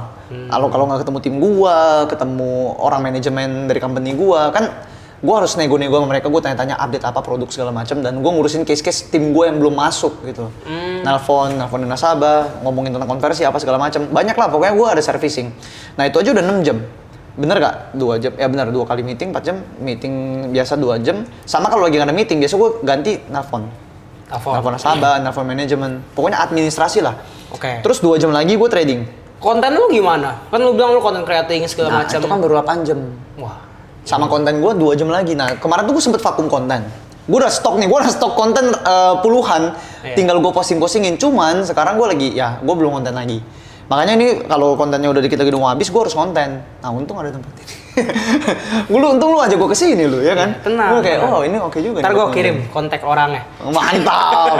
Nah, jadi tinggal kontak. Nambah 2 jam lagi buat konten. Cuman dulu tuh gue memang mau jadwalin konten itu gue seminggu sekali. Gue sediain waktu 2 jam, bikin konten buat 1-2 minggu ke depan. Atau 3 minggu lah. Ya sedapatnya, paling gue kalau 2 jam itu bisa bikin, ya kayak tadi gue bilang, 10-12 konten lah. Bisa dapet. Nah scripting, itu gue pasti lakukan di hari lain. Oke. Yang lagi misalnya, sehari kan gue bisa ketemu 2 maksimal. Ini paling produktifnya ya, sehari ketemu 2 orang, dan ada meeting 2 jam. Ya kan, abis itu gue trading, gue analisa 2 jam. Scalping, dan gue ngurusin yang lain-lain, finance gue lah, personal finance ini termasuk trading gue 2 jam ini. Kalau gue lagi ketemu cuma 1 orang, pasti gue selipin scripting 2 jam. Itu udah pasti. Nah kayak gitu, 10 jam sehari, sisanya kan gue masih punya 14 jam. Katakan 8 jam gue pakai buat tidur. Masih sisa 6 jam baru. Lu tidur kayaknya nggak pernah tidur lah. Kayaknya soal jam 3 pagi lu klaim. Masih ada terus kan. Gue nggak tiap hari ngeklaim, Bro. Orang juga nggak gila lah, mereka masa mau tiap hari sakit. Ya kan siapa tahu. Siapa tahu kan lagi musim. Gue pokoknya punya 8 jam itu maksimal tidur. Bisa lebih kurang, bisa lebih banyak, tergantung gue lagi pengen nonton anime sama main game atau enggak. Kalau berarti nonton anime gue. Berarti lu masih menikmatin dong, kayak lu nonton. Masih. Olahraga, semua ada waktunya berarti. Nah, olahraga di dalam 6 jam itu. Pokoknya 6 jam itu gue istirahat. 6 jam istirahat sama 8 jam tidur. Pokoknya gue punya 14 jam untuk gue atur antara gue mau hiburan atau gue tidur. Udah pasti gue ada quality time sama cewek gue di situ. Kadang kemarin nganterin Molly ke rumah. Molly sakit lu kemarin. Gue anterin ke Hewania. Oh, si Molly gigit leher gue sih abisnya. Nah, di area itu gue anter di situ. Jadi paling gitu. Nah, cuman memang kalau dibilang apakah kita kan dilihat kan sebagai kayak kita gini dilihat pengangguran. Jadi orang kalau keluarga kita lagi apa disuruh kita yang nganter. Padahal kita nggak nganggur juga, kita punya schedule. Kalau gue sih enggak ya. Lu kan sama keluarga lu musuhan. Enggak ya, bercanda ya. Kalau gue sih enggak ya. Maksudnya gue juga udah bahas. Maksudnya kenapa gue kayak terlihat musuhan dan lain-lain itu udah gue bahas yang di sebelum-sebelumnya. Bahkan kan kalau kemarin gue bahas sama Bro Rian tuh gini loh. Kayak bisa kayak gini loh. Jam 4 lagi Bro Rian lagi masih aktif kan. Vin, lu bangun jam berapa besok? Salah. Vin, lu tidur jam berapa? Terus gue bilang, kenapa? Gue mau ketemu orang nih, mau meeting jam 8. Bangunin. Gue bisa teleponin, halo Bro Dennis, bangun. Gue bisa kayak alarm. Gue bisa jadi alarm, gue bisa jadi kayak kalau main golf, Vin. Ah iya. Vin, lu ke rumah gue dulu. Lu mau tidur atau enggak, Vin?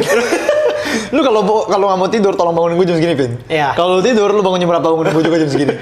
Fun fact-nya ya, gue kalau tour lap sama mereka kan kalau misalkan pagi ya, jam 6, itu gue ganda nggak tidur. Ya, gila. Gue ganda nggak tidur sama gue. Jadi itu kurang dari gue lah ya buat kalian. Gue nggak tidur atau enggak ya. Abis itu asam urat. Ya abis itu asam sakit, urat. minum kataflam. Jantung deg-degan sampai kayak, wah ini gue kayaknya umur gue sebentar lagi nih. Amit gue. Itu lu boleh tanya ke Bro Rian, Bro Dennis, kok Kevin tuh waktu itu abis tour lap yang di Karawaci sono bawa eteng, ya kan, ke mall. Tuh kok sama kayak gua. Waduh. Ini terus itu sakit Vin. Gua keringetan, terus pucet muka gua diem, yang lain pada makan gua diem, gua kayak ini si Bro Dennis nanyain, Vin, mau ke rumah sakit gak? Waduh, di rumah sakit. Terus ntar kita gotong, kita angkat lu. Itu Bro Dennis. Tapi Vincent ini emang orang paling kampret. Dia suka bikin grup khawatir. Masalahnya kalau sakit, dia suka nih satu ya, kalau sakit dia suka anggap remeh. Kan ini paling muda di antara kita semua ya. Kedua, kalau misalnya dia sakit kadang dia nggak ngomong-ngomong.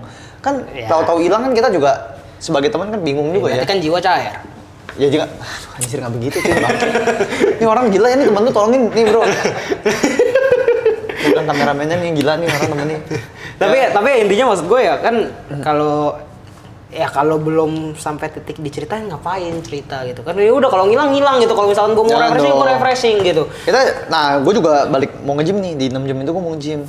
Nah, belakangan ini gue kurang nge-gym, tau gak lu, badan gue sakit. Oh, gue udah bagus belum? Oh, lu udah nge-gym emang? Belum. Nggak Main perlu. golf, main golf. Kan kalau mau badan bagus kan nggak harus gym. Iya bener, emang kayak bro Rian nge-gym mulu, badan gak bagus-bagus. Ngomong, gue nggak ngomong. Ini kalau Bro Rian nonton. Bagusan badan Wih, Kevin ya kan, nge-golf kan. Kok Kevin, nggak nge-gym kok Kevin. Tapi dia Kevin Pilates. push up sit. Emang dia? Mana ada cewek gua kali Pilates lu? Nggak, tapi maksud gua ya, untuk jadiin badan bagus ya kita lihat aja. Maksudnya kan nggak harus nge-gym sebenarnya. Tapi kalau lu mau nge-gym buat biar lebih maksimal semua ya nggak masalah. Bener, gue yang penting nge-gym sih. Kenapa? Gue bukan mau badan jadi, yang penting badan gue tuh dipakai ototnya. Oke. Ini fun facts ya, kenapa gue suka banget nge-gym sama tetap olahraga, karena apapun yang nggak dipakai pasti menciut. Ya jangan lihat ke situ. Ya itu termasuk, cuman bukan begitu. Enggak, paha. Nah, ya kayak gini nih, paha maksudnya. Paha, terutama kaki Vin BTW. Jadi pinggang ke bawah itu harus sering dilatih. Ya, Kalau kaki nggak kan lumpuh. Gedenya bisa lumpuh karena massa otot mengecil. Benar. Jadi ya gue bukan karena badan gede itu bonus, tapi gue lebih kepada harus gue pakai otot. Ini badan gue nggak dipakai aja, Bin. Jadi kalau Sakit-sakit misalkan badan nggak gua. dipakai, menciut mengecil, bisa lumpuh, hati-hati. Ya bener, Paha, bisa kaki, melakukan kelumpuhan, pinggang, iya. ya, bisa mengalami kelumpuhan. Ya, itu Nah, ini maksudnya. sedikit edukasi kesehatan, jadi harus sering-sering dipakai ya. Ya maksudnya ini Iya, otot ya. ya, kalau mau yang agak mesum-mesum dikit kan juga maksudnya kan nggak harus bebas. Ya. Tapi gini, kan gue udah dengar, bukan kita lah, gue udah dengar nih kayak lu cerita yang dari awal lu MC segala macem, lu sampai maksudnya bisa jadi sekarang nih, jadi yang sekarang nih, lu lihat loh, baju begini polo, gue cuma pakai kaos tuh, gue cuma kaos sama celana Gue pendek, tahu nih, tadi gue udah bukan di baju rumah, cuman gue pikir buru-buru nih udah. jam tangan begitu udah mengkilap-kilap itu. Ban pinggang, waduh, ban pinggang aja udah seharga outfit gua sendiri tuh. Apa sih? Maksud gua ya, ada dua pertanyaan terakhir. Ya. Yang pertama adalah cara lu ngatur duit gimana? Satu. Sama yang kedua ini sebenarnya gua tanya ke Bro Denis. Tapi gua kayak, wah kayaknya ini harus ditanyain ke Bro Sadrak. Gitu. Oke. Yang kedua itu adalah gini, lu kan agent, lu ketemu orang, lu pasti bukan agent doang, kita nggak ngomongin asuransinya lagi, tapi lu pasti ketemu orang, networking baru atau apapun Ya. itu. Menurut lu Networking, barang baru. branded gimana? Branded dalam bertemu orang. Lu udah tanya Bro Denis juga nih? Gue udah nanya Bro Denis. Jawaban kita pasti beda. ya. Ya enggak, cuman gue ngerti, kita pernah ngobrol sih, dan kita saling mengerti kenapa pendapatnya beda. Sebenarnya gue sama Bro Denis, yang pertama dulu kan ya, bagaimana cara gue mengatur uang ya. Nih, oke. Jujur, kalau gue mengatur uang agak berantakan, Vin, karena gue kan, ya gue bisnis Ya, jatuhnya. sama kayak gue berantakan kita mah ngatur duit. Gue business people, jadi gue lebih banyak ngebuang uang untuk orang. Dan menurut gue itu bukan ngebuang uang, gue bilang itu investasi. Kenapa? Karena orang banyak salah arti bahwa networking itu dibilang buang uang. Bagi gue networking itu aset. Kenapa? Ya database itu aset gue, kan gue jual jasa.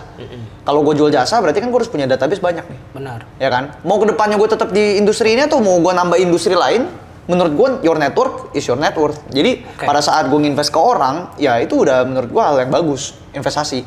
Jadi kalau dulu gue nerapin, gue bilang orang, wih kalau lu ngatur uang ya paling bagus tuh 50, 20, 30 rule. Wah, itu bullshit. Itu bullshit ternyata, ya bukan bullshit ya, maksudnya Bullshit. nggak bisa dibilang bullshit, ini yang ini teori loh, ini teori. Maksud gua bullshit juga bukan itu, maksudnya Bullshit buat gua. untuk gua. Ya untuk gue juga, kenapa? Tapi untuk orang yang memang punya income di bawah 50 juta per bulan, Iya.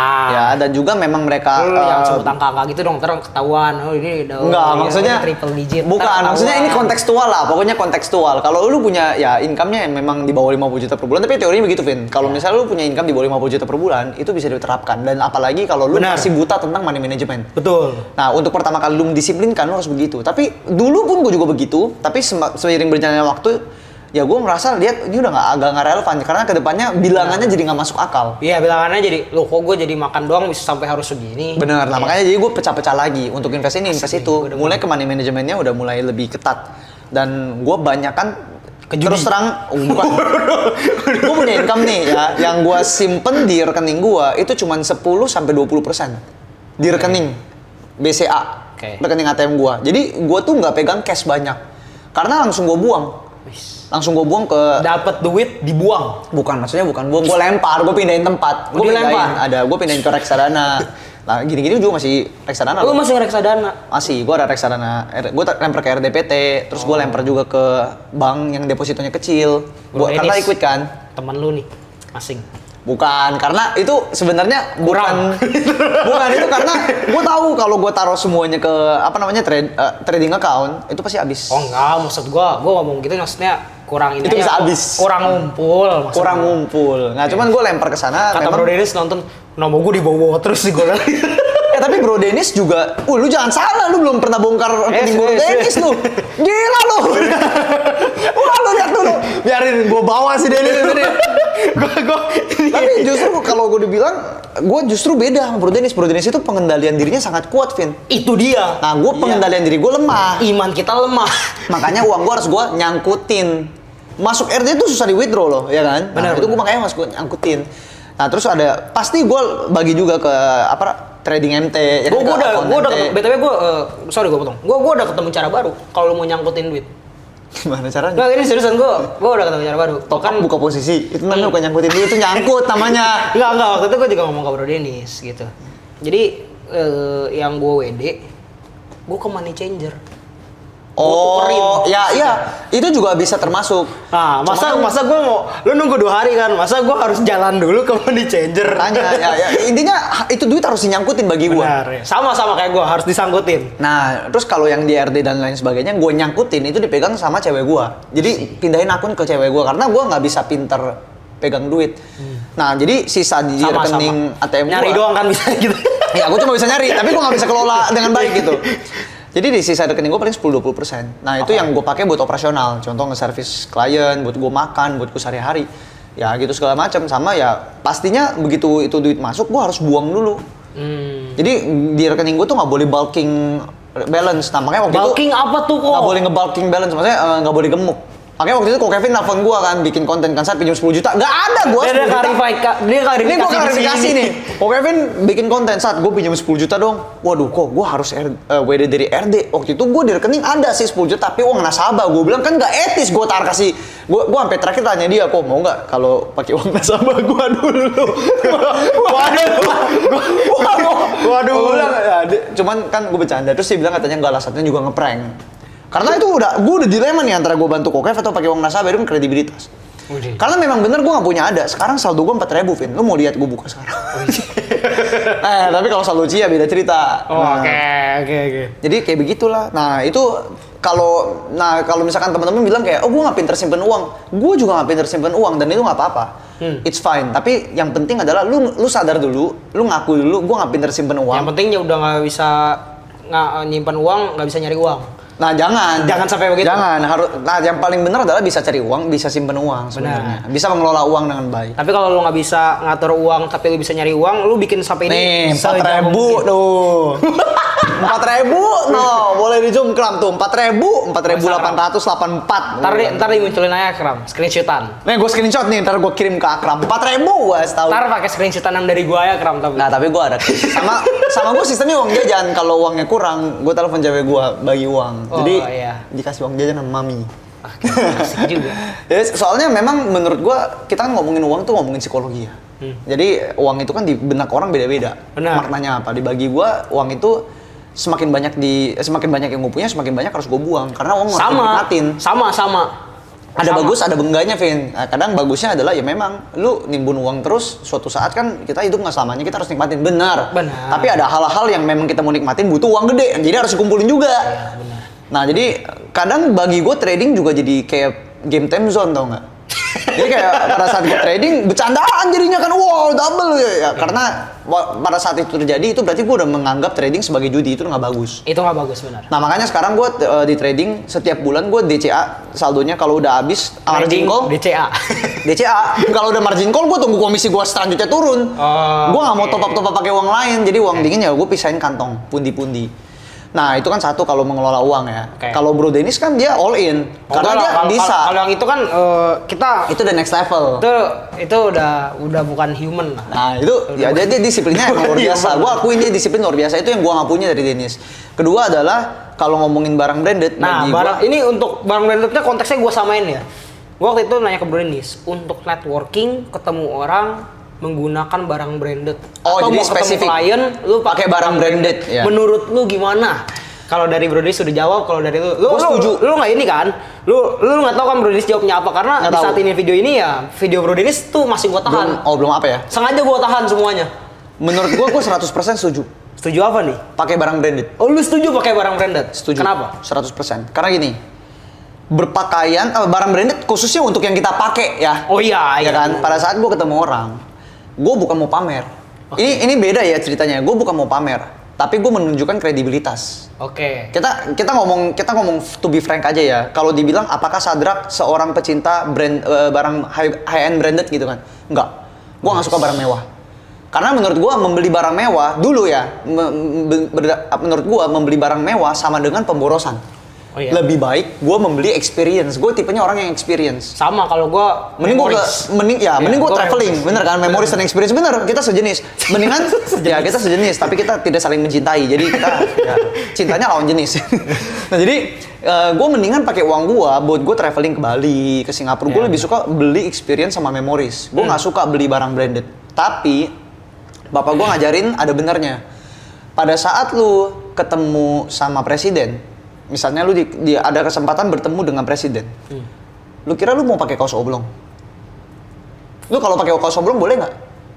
Boleh. Boleh dipancung. Iya kan? Boleh tembak. Boleh ditembak. Iya kan? Nah, maksudnya berarti gini, logikanya lu kalau ketemu orang, lu dress up, itu namanya sebuah penghormatan Wis. terhadap orang tersebut, betul kan? Iya, betul. Sebuah penghargaan.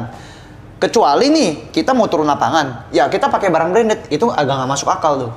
Iya kan? Nah, gue ketemu lu nih, mau ngopi-ngopi kayak gini. Gue pakai kaos kutang, gue bodo amat, Vin. Maksudnya kita udah sama-sama lancai gitu kan. Ya, Maksudnya kita udah sama-sama santai. Tapi kalau ketemu orang, klien, calon partner, ya kan, atau memang orang public figure mendatangin satu acara, gue udah pasti gue pakai barang branded gue. Kenapa? Gue menghargai yang punya acara, gue menghargai klien gue menghargai partner gue. Itu sebuah bentuk penghargaan gue bahwa lu orang penting, makanya gue dress up. Oke, tapi kalau misalkan dia nggak punya uang nih Tetap. untuk punya barang untuk barang branded, branded, setidaknya lu apakah datang. harus pay later?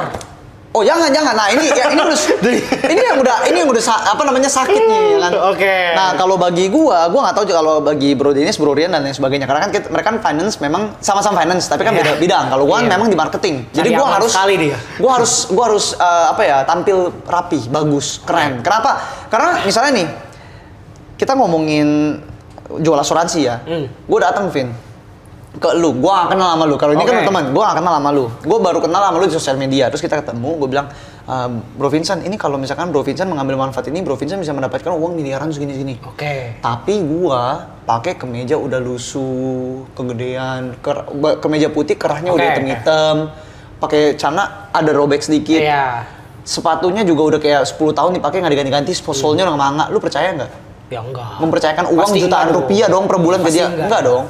Nah, maksud gua, kalau gua datang ke lu dengan atribut seperti ini, lu akan lebih percaya gua. Oh, dia bisa beli barang semahal ini, dia nggak mungkin bawa kabur uang 1, 2, 10 juta. Benar. Setuju. Udah pasti dia punya lebih dong, bener nggak? Dan bener, kalau lu mau beli barang branded, lu harus pastikan juga bahwa satu, kalau memang dia mengkonsumsi lebih dari 20% income lu atau uang yang lu atau misalkan memakan lebih dari 10% dari aset yang lu punya, lu harus mikir 2 kali. Ini barang lu butuh banget atau lu cuma pengen? Oke. Dalam pekerjaan gua ini butuh. Karena kan gua nggak punya toko. Gua nggak punya toko fisik. Gua nggak punya uang sewa. Ini uang sewa gua, ini toko gua. Kalau kayak dari Bro Dennis nih, ini gue buka sedikit. Iya. Karena gue yakin, ya udah pasti udah di-up. Kalau udah ini di-up, Iya dong. itu udah pasti di-up. Udah pasti di-up. Kalau Bro Dennis bilang, coba Vin, lu pikir. Misalkan gue datang, sebenarnya kan? sama kayak tadi. Tapi perbedaannya di sini. Gue datang, pakai kemeja rapi, celana rapi, tapi gue nggak pakai branded.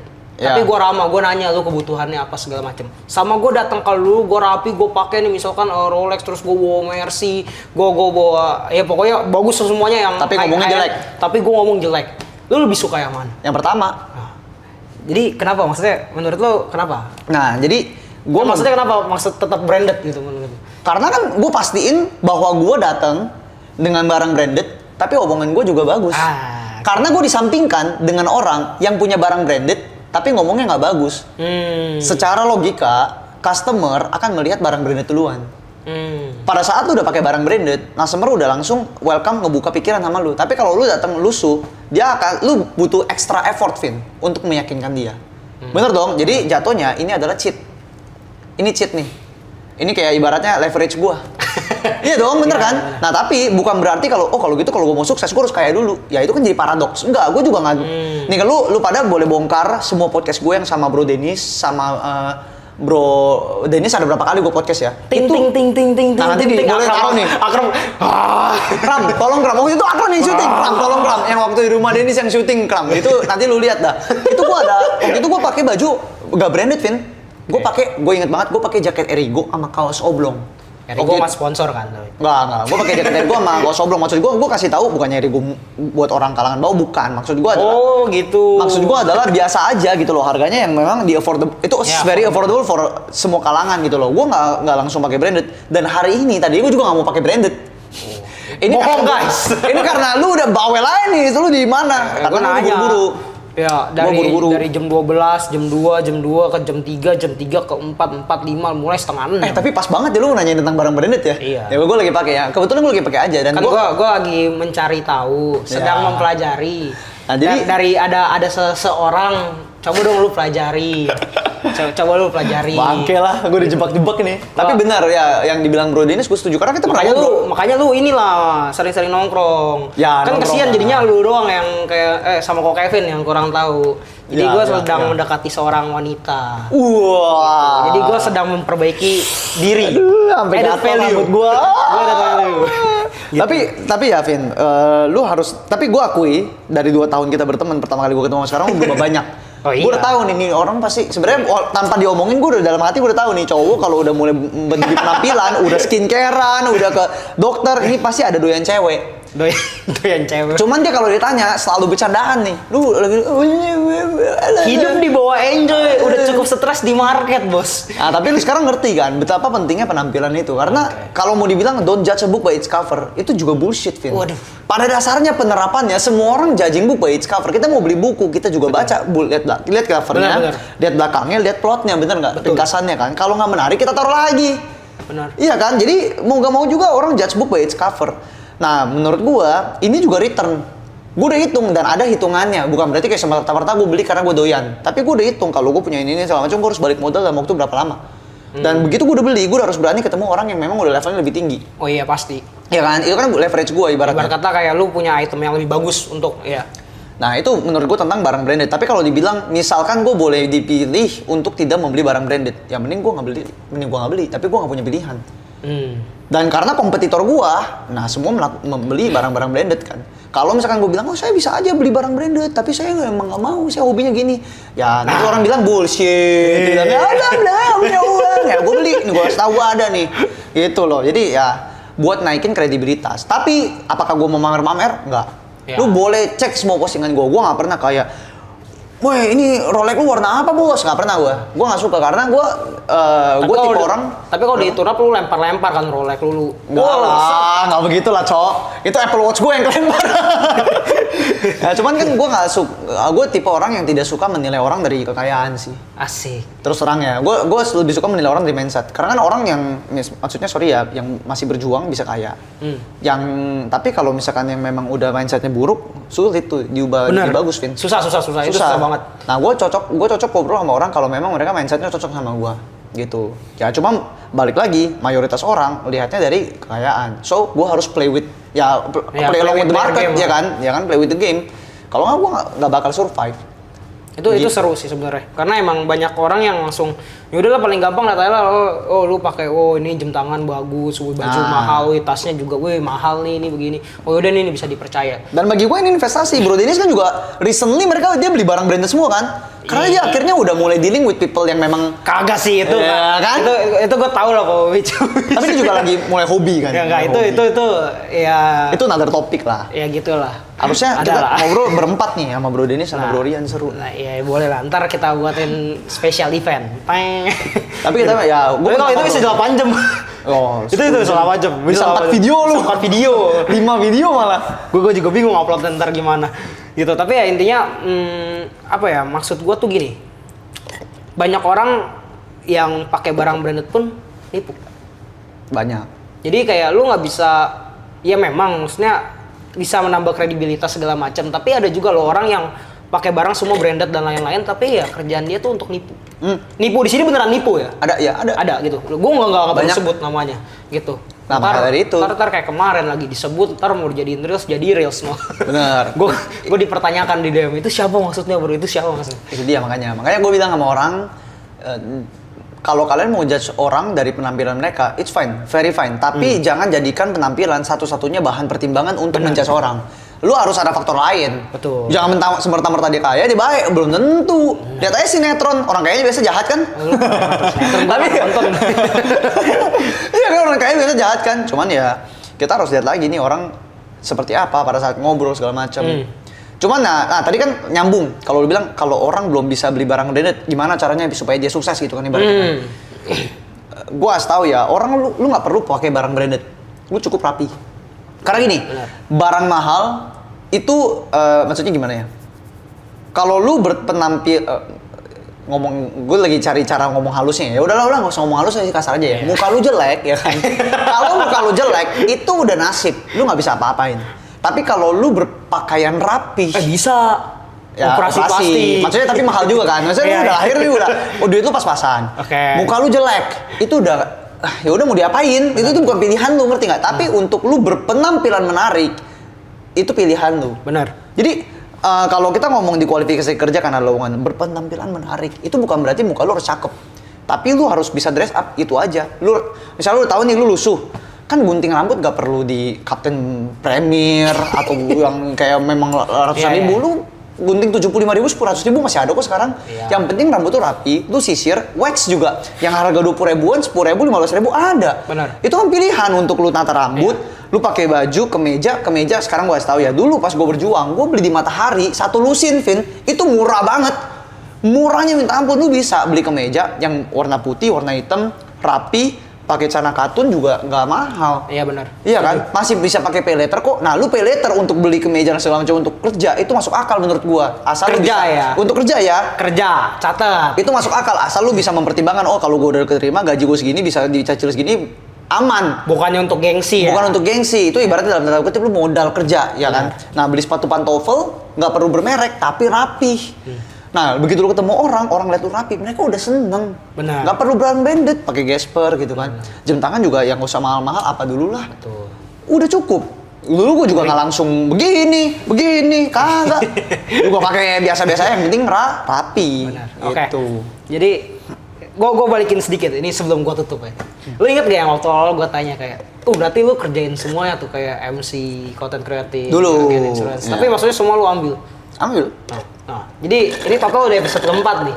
Jadi dari 4 episode ini nih sekali lagi ini nggak ada Bro Rian, nggak ada siapa-siapa kan di sini kan. Ini beneran literally kita doang. Ada bro ini, Bro Riko. Ya, jadi cuman videographer. Jadi gue bikin sebisa mungkin kalau bisa cuma bertiga. Oh, Itu ada biar alasannya. nggak bias. Jadi Iya. pertama biar nggak bias, sama maksudnya ya mereka pasti bakal ngeliat satu buah kesamaan. Karena gue bisa bilang kayak yang gue undang ke podcast gue ini ya sebisa mungkin gue cari mereka udah income triple digit ke atas. Wush. Nggak, ini gue ngomong to be fair aja, gue ngomong to be fair. 3 Jadi digit kebuka kan income-nya.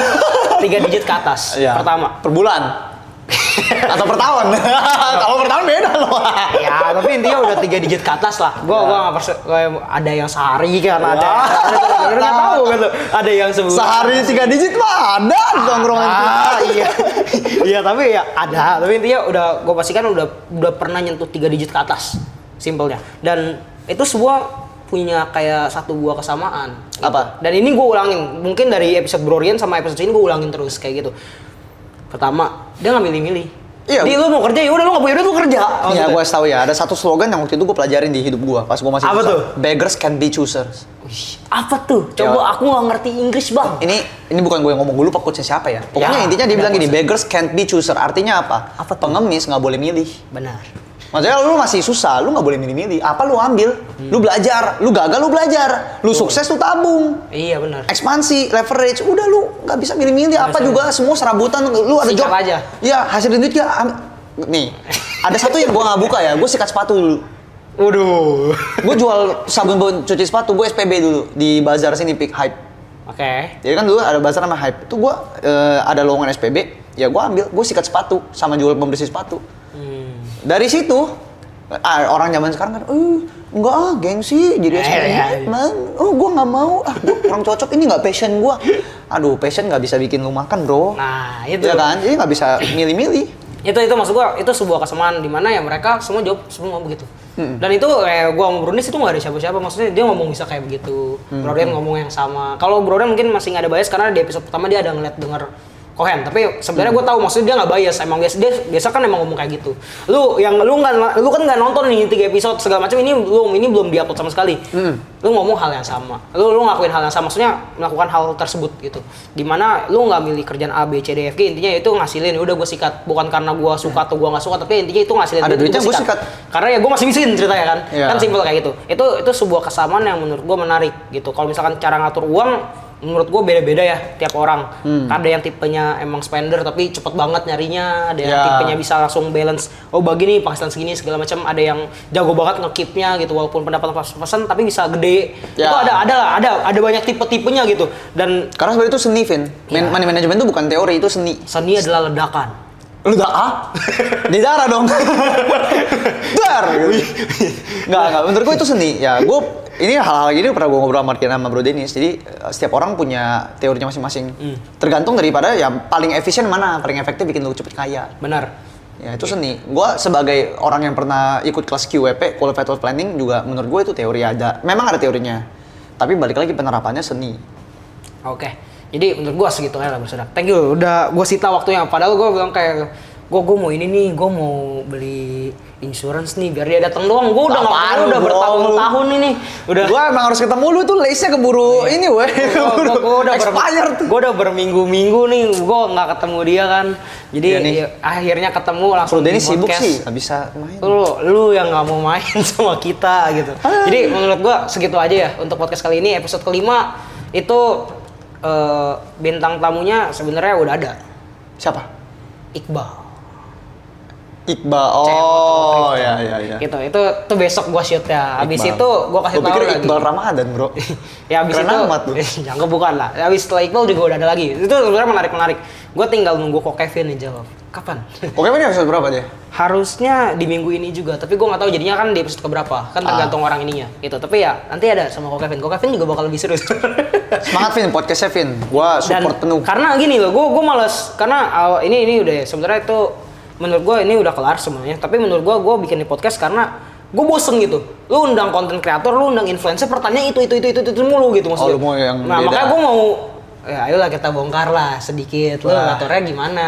Tapi gue tetap usahain gue bisa selipin finance market karena kan ya namanya orang Indonesia demennya kan yang kayak sinetron, drama. Ya udah gue bikin maksudnya kita ngalir aja cerita. Karena gue ada buat gini bertiga sama Bro Rian di Bali. Gue Cohen sama Bro Rian trading jam 2 pagi. Itu lu kalau nonton videonya Cohen udah sampai begini-gini.